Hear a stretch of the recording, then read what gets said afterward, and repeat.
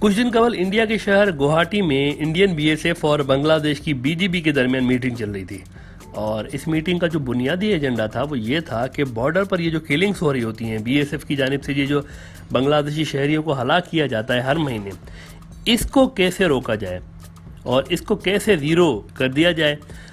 اچھا، یہ بات یاد رہے کہ بی ایس ایف کی جانب سے یہ جو ہلاکتیں کی جاتی ہیں بنگلہ دیش کے شہریوں کی، اس کو انڈیا کے اندر انڈیا کی جو ہارڈ لائنر جماعتیں ہیں آر ایس ایس اور بی جے پی وغیرہ، ان کے سپورٹرز جو ہیں ان کی بھرپور اس کی حمایت بی ایس ایف کو حاصل رہی ہے، اور ان کا یہ نقطہ نظر رہا ہے کہ بنگلہ دیشی گھس بیٹھی ہیں، ان کو جتنا بارڈر پر ٹائٹ کیا جا سکتا ہے کر دینا چاہیے۔ تو جس وقت یہ میٹنگ ہو رہی تھی اس وقت بنگلہ دیش انڈیا بارڈر پر ایک اور بنگلہ دیشی شہری جو ہے وہ بی ایس ایف کی گولی لگنے سے شہید ہو گیا۔ یعنی ایک طرف بند کمروں میں بی ایس ایف جب یہ یقین دلا رہی تھی بی جے پی کو کہ اب ہماری طرف سے ایسے واقعات نہیں ہوں گے، وہیں پر بارڈر پر یہ جو گوبرا کورا بارڈر ہے انڈیا اور بنگلہ دیش کے بیچ، وہاں پر خیر الاسلام نامی جو بنگلہ دیشی ایک شہری تھا، یہ نیا شکار بنا بی ایس ایف کی بے رحمانہ کارروائیوں کا۔ جب یہ واقعہ پیش آیا اس سے کچھ ہی دن قبل انڈیا کے پی ایم مودی صاحب اور بنگلہ دیش کی پی ایم شیخ حسینہ کی ورچوئل ملاقات ہوئی تھی، اور اس میں بنگلہ دیش کے ساتھ دوستی کا دم بھرتے ہوئے نظر آئے تھے مودی صاحب۔ ایک انڈین ڈپلومیٹ نے تو یہ تک کہہ دیا کہ ہمارا اور بنگلہ دیش کا بلڈ ریلیشن ہے۔ ان کی اس بات کا مطلب اور کوئی سمجھے نہ سمجھے، بارڈر پر ہلاک ہونے والے بنگلہ دیشی شہریوں کی جو فیملیز ہیں اور ان کے جو پیارے ہیں وہ سمجھ سکتے ہیں کہ کس طرح کے بلڈ ریلیشنز کی بات کر رہے ہیں۔ جس دن خیر الاسلام نام کے اس معصوم بنگلہ دیشی شہری کو بی ایس ایف نے ہلاک کیا ہے، اس سے چند ہی دن قبل انڈین ہائی کمشنر نے یہ بیان دیا کہ مجھے بارڈر پر ہونے والی ان کلنگز کا پتہ ہے، اور میں یہ یقین دلاتا ہوں کہ آج کے بعد یہ ہلاکتیں نہیں بڑھیں گی۔ جب انہوں نے یہ بات کہی ہوگی تب بنگلہ دیش میں موجود یہ جو انڈین لابیز ہیں، انہوں نے ایک بار پھر زور زور سے تالیاں بجا کر ان کی اس اسٹیٹمنٹ پر داد دی ہوگی، لیکن ان کی یہ خوشی صرف چند ہی دن ٹک سکی، کیونکہ اس کے کچھ ہی دن کے بعد ایک بار پھر سے ہلاکتوں کا اور کلنگز کا یہ نیا سلسلہ شروع ہوا ہے۔ صرف اس دسمبر کے مہینے کے اندر، یعنی ابھی دسمبر چل رہا ہے، ختم نہیں ہوا، لیکن اس مہینے کے اندر اب تک بھی کم سے کم 5 بنگلہ دیشی شہری انڈیا کے ہاتھوں ہلاک ہو چکے ہیں۔ اب تو centre of law and arbitration کے جو جنرل سیکریٹری ہیں نور خان صاحب، انہوں نے بھی کہہ دیا ہے کہ بھائی 10 سال ہو گئے ہیں، اور ان 10 سالوں میں ہم نے کئی بار بارڈر کلنگز پر انڈیا سے بات کی ہے، بی جے پی نے کئی بار بات کی ہے بی ایس ایف کے ساتھ، اور ہر بار ہمارے ساتھ اسی طرح کا وعدہ ہوتا ہے کہ ابھی تک تو ہو گیا لیکن آئندہ ایسا نہیں ہوگا، ہم یقین دلاتے ہیں آپ کو، آئندہ کلنگز نہیں ہوگی، اور اس بار آپ جانے دیں معاملے کو، لیکن آئندہ جو ہے بی ایس ایف ایسی کارروائی نہیں کرے گی۔ لیکن پھر وہی چیزیں دوبارہ بارڈر پر ہونا شروع ہو جاتی ہیں۔ یہ جو گوبرا کورا بارڈر ہے بنگلہ دیش اور انڈیا کے بیچ، جہاں کچھ ہی دن پہلے خیر الاسلام نامی یہ بنگلہ دیشی شہری شہید ہوئے ہیں، سیم اسی جگہ پہ، سیم وہی جگہ ہے۔ آج سے آپ 6 مہینے پیچھے چلے جائیں، جون میں بی ایس ایف نے ایک اور وہاں کے لوکل بنگلہ دیشی کو ہلاک کر دیا تھا، جن کا نام تھا عبد الجلیل ولد عبد الملک۔ یہ شخص صرف اور صرف 26 سال کا تھا جناب، صرف 26 سال، اور آپ کو یہ جان کر نہایت افسوس ہوگا کہ اس کا ذہنی توازن بھی صحیح نہیں تھا۔ یعنی یہ جو 26 سال کا نوجوان تھا یہ دماغی طور پر نارمل نہیں تھا، جس کو انڈیا کی فورسز کی جانب سے نشانہ بنایا گیا تھا، اور راستہ بھٹک کے یہ بچہ گھر سے نکلا تھا، اور راستہ بھٹک کے بارڈر کے پاس کے یہ جو علاقے ہیں یہاں پر یہ آ گیا، اور ان کو پھر بی ایس ایف کی جانب سے موقع پر ہی ہلاک کر دیا گیا تھا۔ جب جون میں عبد الجلیل کو اس طرح ہلاک کیا گیا تھا، اس سے صرف ایک ہی ہفتہ قبل ایک اور بنگلہ دیشی کو بھی جون میں بی ایس ایف نے ہلاک کیا ہوا تھا۔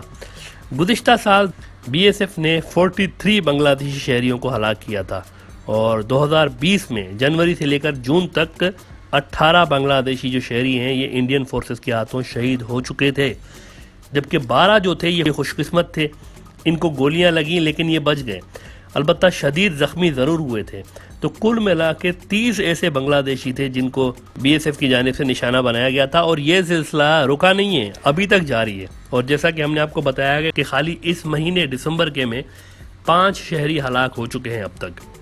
اور اگر آپ اس سال کی بات کریں، کیونکہ 2020 بھی ختم ہونے والا ہے، تو اس سال میں 33 شہری اب تک ہلاک ہو چکے ہیں انڈیا کی جانب سے بنگلہ دیش کے۔ ایک مزے کی بات یہ بھی ہے کہ اب یہ بڑی امپورٹنٹ بات ہے، اس پہ ذرا غور کیجئے گا کہ 2018 میں جب چین کا BRI پروجیکٹ بہت زیادہ ہائپ کے ساتھ عالمی منظرنامے پہ ابھرا ہے اور اس نے انٹری ماری ہے، یہ جو بیلٹ اینڈ روڈز انیشیٹو تھا چین کا، تب اس سال صرف اور صرف 3 بنگلہ دیشی شہری ہلاک ہوئے تھے. یعنی تب انڈیا ڈپلومیٹیکلی ان کوششوں میں لگا رہا، بہت زیادہ مصروف رہا کہ کسی طرح سے بنگلہ دیش کو چین کے BRI میں شامل نہ ہونے دیا جائے، اور اس لیے ضروری تھا کہ وہ ساری چیزیں روک دی جائیں جس سے بنگلہ دیش کو اعتراض ہے یا جس سے بنگلہ دیش کو ایشوز ہیں، اور ان میں بارڈر کلنگ سب سے اہم مسئلہ تھا. تو اب ذرا ٹائم لائن نوٹ کریں. اکتوبر 2017 میں بنگلہ دیش کے فارن سیکریٹری جو تھے شاہد الحق صاحب، انہوں نے یہ بیان دیا تھا کہ ہم چین کے BRI جو پروجیکٹ ہے ان کا، اس میں شامل ہونا چاہ رہے ہیں. تب انڈیا کے ڈپلومیٹس کی دوڑیں لگ گئی تھیں اور ایک ٹینشن کی لہر پورے انڈیا میں چھا گئی تھی، اور BSF کو سختی سے منع کر دیا گیا تھا کہ کوئی ایک بھی گولی نہیں چلنی چاہیے جب تک کہ ہم بنگلہ دیش کو راضی نہیں کر لیتے کہ وہ چین کی طرف نہ جائیں، کیونکہ اگر چین کے اس BRI پروجیکٹ میں بنگلہ دیش شامل ہو جاتا ہے تو اسٹریٹجیکلی اس کے پاس انڈیا کو بیلنس کرنے کے لیے ایک آپشن آ جاتا ہے. اسی لیے کسی صورت بنگلہ دیش کو اس پروجیکٹ میں شامل نہیں ہونا چاہیے. بڑی کوششیں کی انڈیا نے کہ بنگلہ دیش BRI میں نہیں جائے. لہذا اس سال آپ نوٹ کریں کہ 2018 میں اچانک سے کلنگز جو تھیں بہت زیادہ ڈراپ ہو گئیں، اور صرف 3 لوگ ہلاک ہوئے تھے اس سال، صرف 3، جہاں پر ہر سال آن این ایوریج 40 سے 50 لوگ ہر سال شہید ہوتے تھے، وہاں پر صرف 3 شہید ہوئے تھے. یہاں پر یہ بات سمجھنا ضروری ہے کہ بنگلہ دیش نے آفیشلی BRI جو چین کا پروجیکٹ ہے یہ جوائن تو 2016 میں کر لیا تھا، جب اکتوبر 2016 میں چین کے صدر شی جن پنگ نے ڈھاکہ کا دورہ کیا تھا. لیکن 2018 وہ سال تھا جس میں انڈیا نے بھرپور کوششیں شروع کر دی تھیں کہ BRI میں جو ملک شامل ہو چکے ہیں، خاص طور پر اس کے پڑوسی، ان کو اس سے بیک آف کروایا جائے. اور 2018 میں امریکی آشیرواد سے یہ کوششیں اپنے عروج پہ رہیں. پھر جب ڈپلومیٹیکلی انڈیا بری طرح سے فیل ہوا بنگلہ دیش کو چائنا کے بیلٹ اینڈ روڈز والا جو پروگرام تھا، اس میں پل بیک کروانے میں جب انڈیا فیل ہوا ہے، تو 2019 میں کیا ہوا کہ ایک بار پھر سے یہ سلسلہ دوبارہ سے پوری شدت کے ساتھ شروع ہو گیا، اور 2019 میں 43 معصوم بنگلہ دیشی شہری جو تھے اس ایگریشن کا شکار بنے تھے. اس سے تو صاف ظاہر ہوتا ہے کہ یہ جو کلنگز ہو رہی ہوتی ہیں بارڈر پر، ان کو رکوانا انڈیا کے لیے کوئی زیادہ مشکل کام ہے ہی نہیں. صرف فیصلہ لینے کی ضرورت ہے انڈیا کو، اور یہ کلنگز رک سکتی ہیں. لیکن ہو یہ رہا ہے کہ انڈیا اس چیز کو ایک کارڈ کے طور پر استعمال کرتے ہوئے بنگلہ دیش کو پریشر میں رکھتا ہے ہمیشہ اس طرح کے واقعات کر کے. ورنہ 2018 میں انڈیا نے ثابت کر دیا تھا کہ اگر وہ اس کو سٹاپ کرنا چاہیں تو سٹاپ کر سکتے ہیں، اس میں ان کے لیے کوئی بڑا مسئلہ نہیں ہے.